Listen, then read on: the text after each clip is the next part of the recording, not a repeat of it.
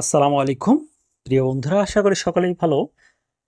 আজকে আপনাদের জন্য একটি সুখবর যে এনটিআরসির অধীনে যে স্কুল 1, 2 কলেজ বা কারিগরি মাদ্রাসা এগুলো রয়েছে, এগুলোতে মোট শূন্যপদ প্রায় 1 লক্ষ ছাড়িয়ে গেছে।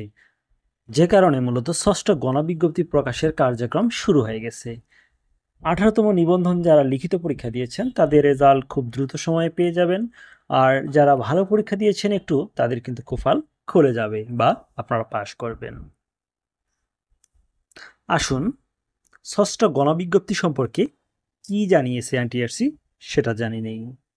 বেসরকারি শিক্ষা প্রতিষ্ঠানে শিক্ষক নিয়োগের ষষ্ঠ গণবিজ্ঞপ্তি প্রকাশের কার্যক্রম শুরু করেছে বেসরকারি শিক্ষক নিবন্ধন ও প্রত্যয়ন কর্তৃপক্ষ এনটিআরসিএ। এ কার্যক্রমের অংশ হিসাবে স্কুল কলেজের রেজিস্ট্রেশন কার্যক্রম শুরু করেছে সংস্থাটি। জানা গেছে আজ রবিবার থেকে শিক্ষা প্রতিষ্ঠান প্রধানরা অনলাইনে রেজিস্ট্রেশন করতে পারবেন। আগামী 30শে সেপ্টেম্বর পর্যন্ত এ কার্যক্রম চলবে। প্রতিষ্ঠানের রেজিস্ট্রেশন সংক্রান্ত তথ্য সংশ্লিষ্ট ওয়েবসাইটে পাওয়া যাবে। রবিবার এনটিআরসি সদস্য শিক্ষাতত্ত্ব ও শিক্ষামান মোহাম্মদ নুরে আলম সিদ্দিকী স্বাক্ষরিত এক বিজ্ঞপ্তিতে রেজিস্ট্রেশনের কার্যক্রম শুরুর কথা জানানো হয়।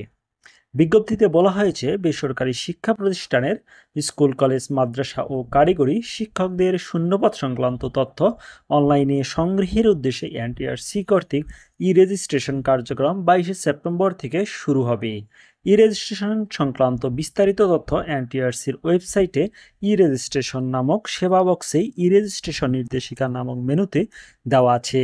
উক্ত নির্দেশিকা অনুযায়ী আগামী 30শে সেপ্টেম্বরের মধ্যে রেজিস্ট্রেশন কার্যক্রম সম্পূর্ণ করার জন্য অনুরোধ করা হলো।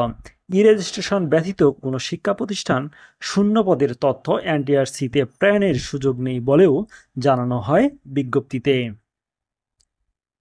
বন্ধুরা, যারা আমার চ্যানেলটিতে আছেন এখনও চ্যানেলটি সাবস্ক্রাইব করেন নাই, তারা অবশ্যই চ্যানেলটি সাবস্ক্রাইব করে সাথে থাকুন। আর আমার দ্বিতীয় চ্যানেল সোহাগ ভাই জব একাডেমি 2, সেই চ্যানেলের লিঙ্ক আমি এই ভিডিওর কমেন্ট বক্সেই দিয়ে দিব অথবা ডেসক্রিপশন বক্সে থাকবে। আপনারা অবশ্যই সাবস্ক্রাইব করে সাথে থাকবেন। আমি আমার নতুন যে চ্যানেলটি রয়েছে সেখানে এনটিআরসি যাবতীয় তথ্য যথা নিয়মে এবং ধারাবাহিকভাবে দিতে থাকবো। ইনশাল্লাহ আপনারা উপকৃত হবেন আমার নতুন চ্যানেল থেকে। ভালো থাকুন, সুস্থ থাকুন। আসসালামু আলাইকুম রহমতুল্লাহ বারকাতু এবং হিন্দু ভাইদের জন্য আদাব।